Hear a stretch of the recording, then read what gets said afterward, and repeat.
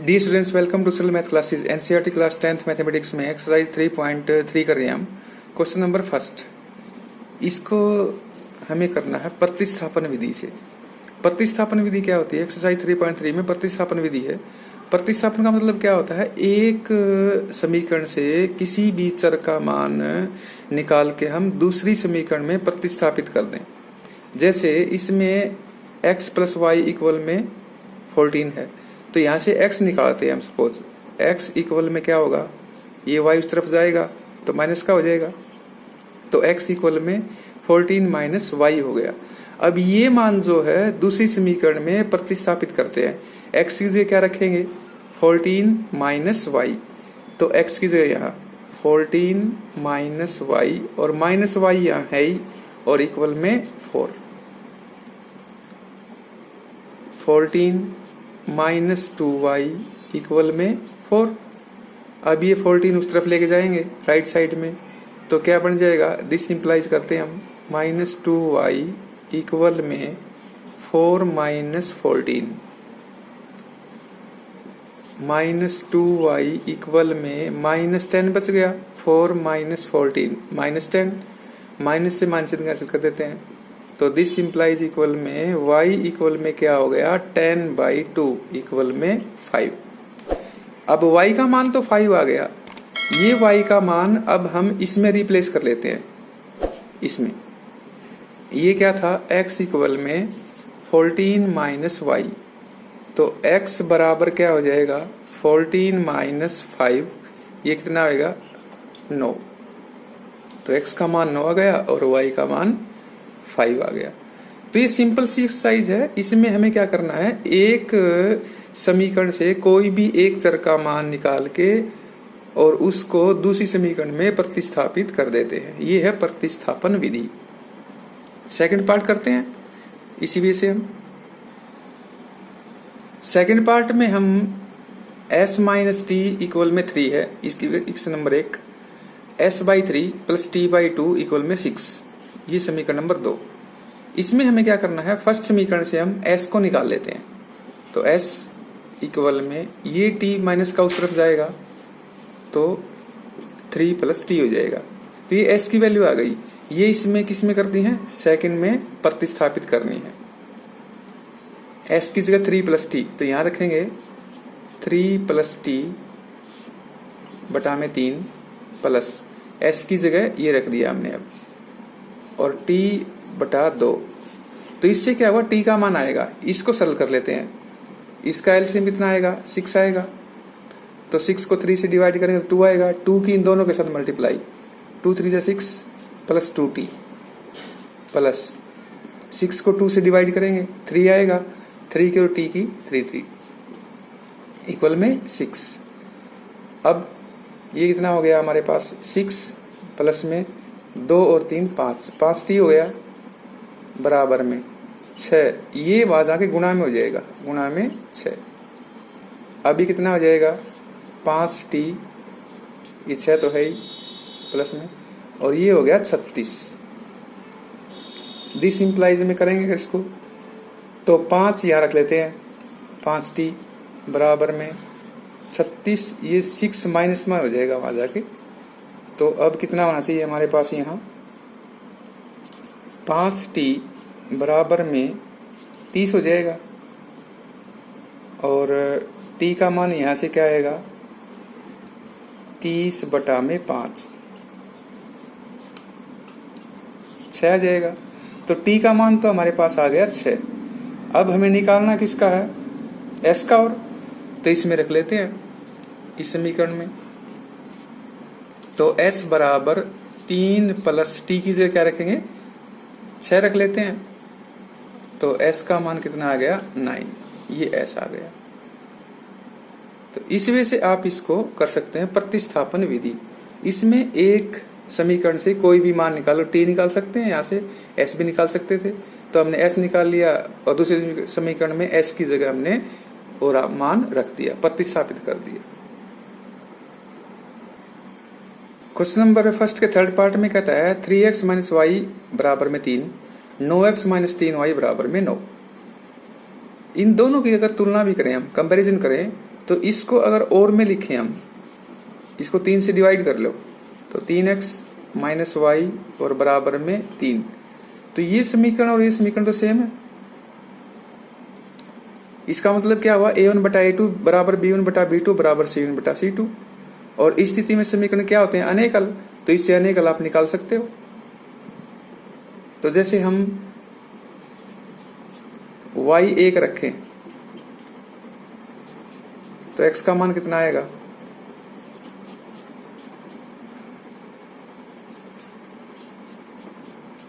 4/3 आ गया। y का मान अगर इसमें आप 3 रख लें, y का मान 1 रखा तो x कितना आया, 4/3। अब y 3 रखते हैं इसमें तो क्या आएगा, 3x माइनस 3 इक्वल में 3, या फिर 3x इक्वल में 6 हो गया क्योंकि वहां जाएगा ये। और x बराबर में कितना आ गया, 2, 6/3 2, तो ये 2 आ गया। तो इसके तो अपरिमित हल है, इतने भी आप निकाल सकते हैं। तो इसमें तो सिंपल यही था, इसको सिंप्लीफाई करना था। तो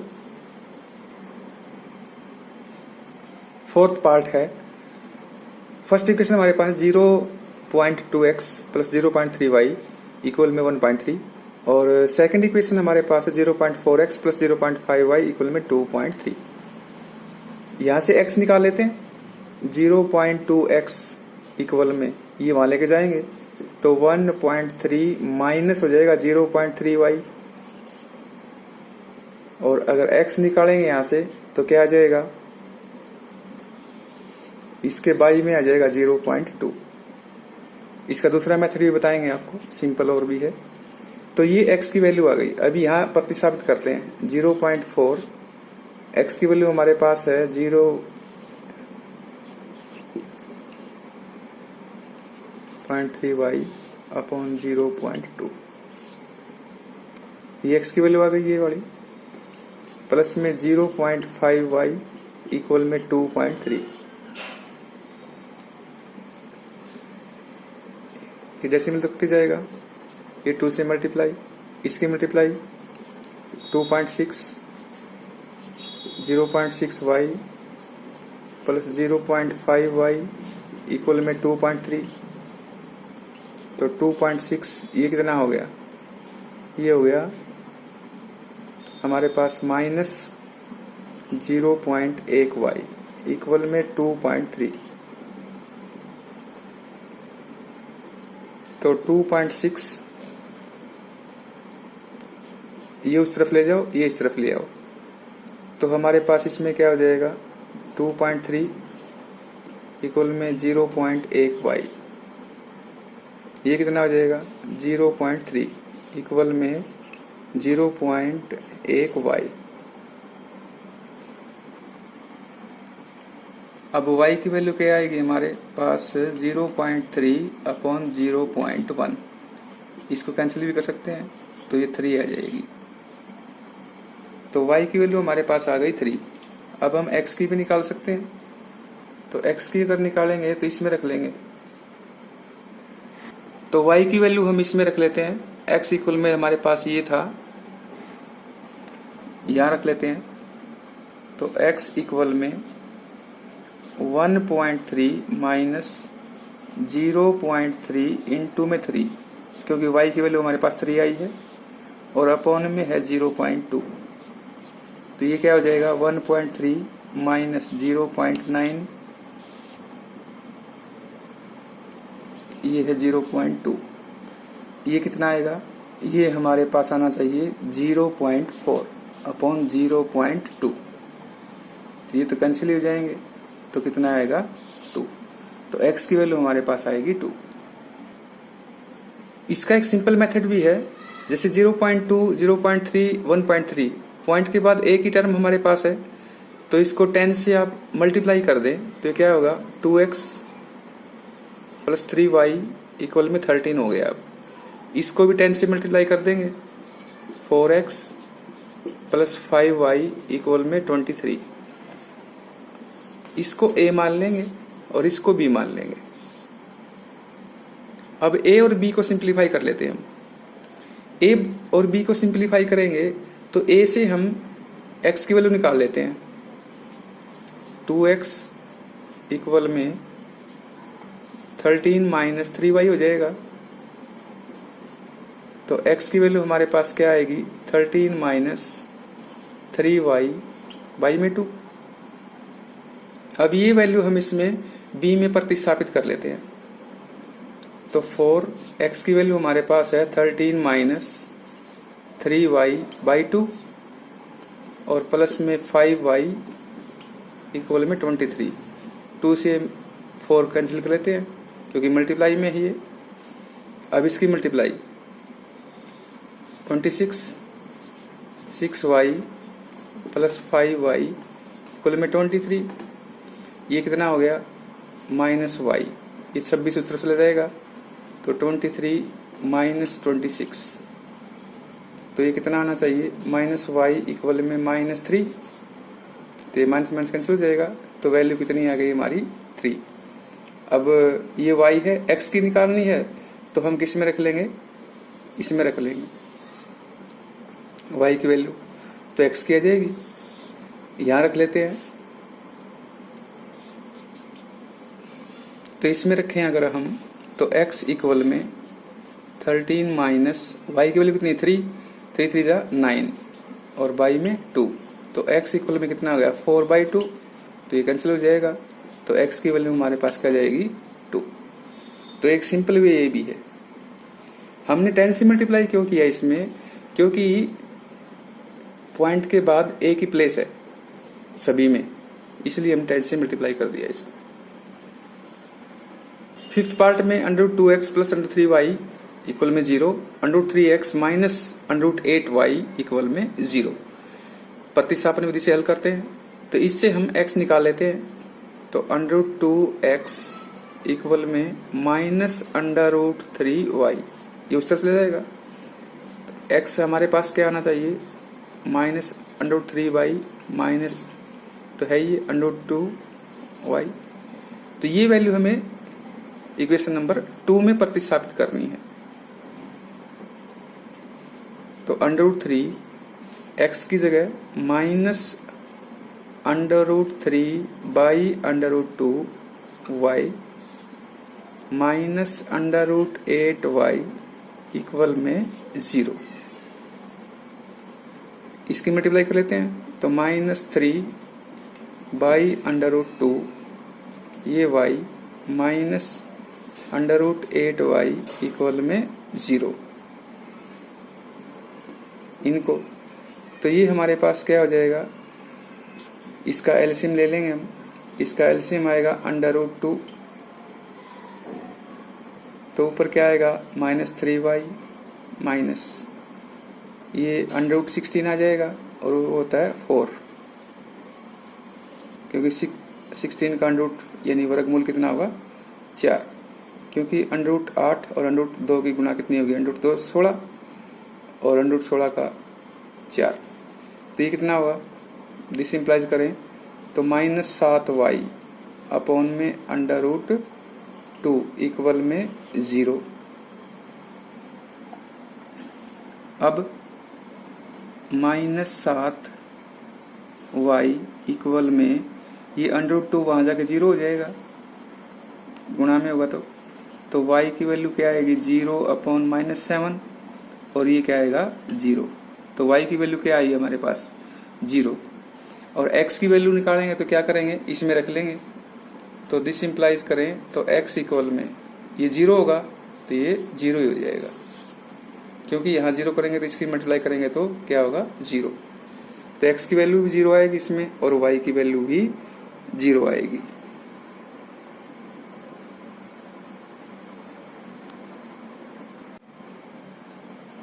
सिक्स पार्ट हमारा है 3x/2 माइनस 5y/3 इक्वल में -2 और दूसरी इक्वेशन हमारे पास है x/3 प्लस y/2 इक्वल में 13/6। तो पहले हम डिनोमिनेटर में जो है टर्म उसको खत्म कर लेते हैं। ये 3 2 जा 6, इसका एलसीएम 6 आएगा। तो इस पूरी इक्वेशन को हम मल्टीप्लाई 6 से कर लेते हैं, इसको 6 से मल्टीप्लाई कर लेते हैं और इसको भी हम 6 से मल्टीप्लाई कर लेते हैं। तो इसको 6 से मल्टीप्लाई करेंगे तो ये कितना आना चाहिए, इंटू में 6 आएगा तो 2 3 जा 6, 3 कटेगा 3 से, तो 9x माइनस ये 10y इक्वल में इसको 6 से मल्टीप्लाई करेंगे तो -12। तो ये इक्वेशन नंबर 1 मान लेंगे अब। इसी वजह से इसको 6 से मल्टीप्लाई करेंगे तो क्या आना चाहिए यहाँ 2x या 3y इक्वल में यहाँ 13, इसको 2 मान लेंगे अब। तो सिंपल वे से हो गया। अब सेकंड इक्वेशन से भी आप x की वैल्यू निकाल सकते हैं।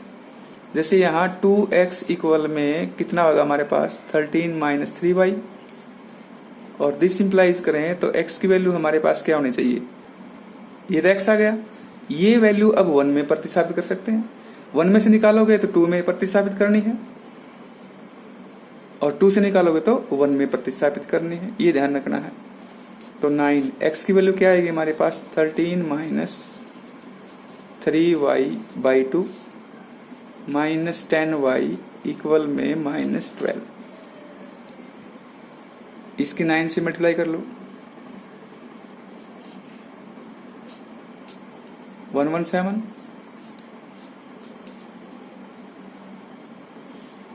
ये बाई में 2 माइनस 10y बाई 1 और इक्वल में -12। इसको पूरे को 2 से मल्टीप्लाई कर दो तो 117 minus 27y minus 20y equal में -24। 2 से मल्टीप्लाई कर दिया इसको, ये एलसीएम लेके सिंप्लीफाई कर सकते हैं। तो हमारे पास यहाँ क्या आना चाहिए,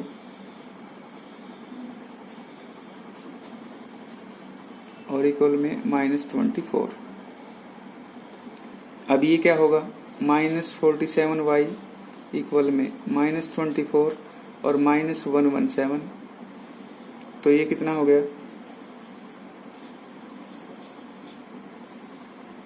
और y इक्वल में क्या आएगा, ये माइनस का है, और -141 बाई में -47, ये माइनस कैंसिल हो जाएगा।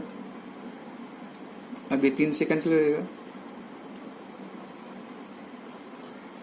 तो y इक्वल में क्या आएगा 3। अब ये y की वैल्यू हम किस में रख सकते हैं, इसमें रख सकते हैं।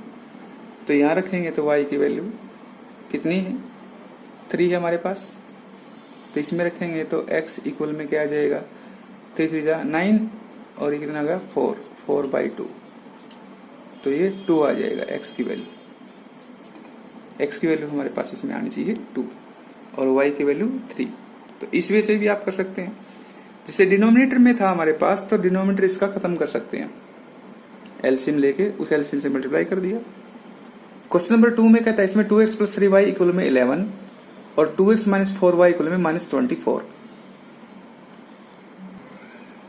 यहां से हम 2x की वैल्यू प्रतिस्थापित कर लेंगे सेकंड इक्वेशन में, 2x निकाल लेते हैं। तो 2x इक्वल में ये उस तरफ जाएगा तो 11 माइनस 3y, तो 2x की वैल्यू इसमें प्रतिस्थापित कर लेते हैं, यो की यो। 2x कितना था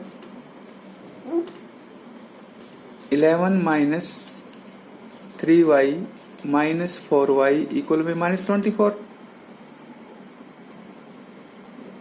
11 माइनस 7y इक्वल में -24। दिस इंप्लाइज करें तो -7y इक्वल में -35 हुआ है, क्योंकि 11 हो जाएगा तो माइनस का हो जाएगा, और -24 और -11 -35, माइनस माइनस कैंसिल कर लेंगे तो y की वैल्यू क्या आ गई हमारे पास 5।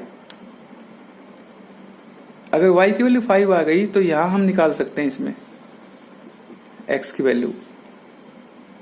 तो 2x इक्वल में 11 माइनस y कितना आया है हमारे पास 5, तो 5 3 जा 15, तो 2x इक्वल में कितना हुआ -4, तो x की वैल्यू हमारे पास कितनी हुई -2। तो x की वैल्यू हमारे पास -2 आई, y की वैल्यू हमारे पास 5 आई, तो ये दोनों वैल्यू हम इसमें रख सकते हैं, तो m की वैल्यू आ जाएगी।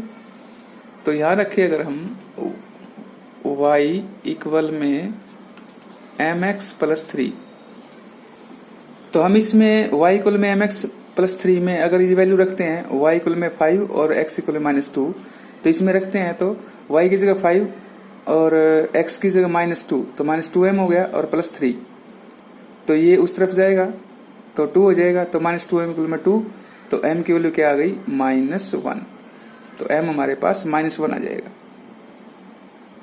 m इक्वल में -1।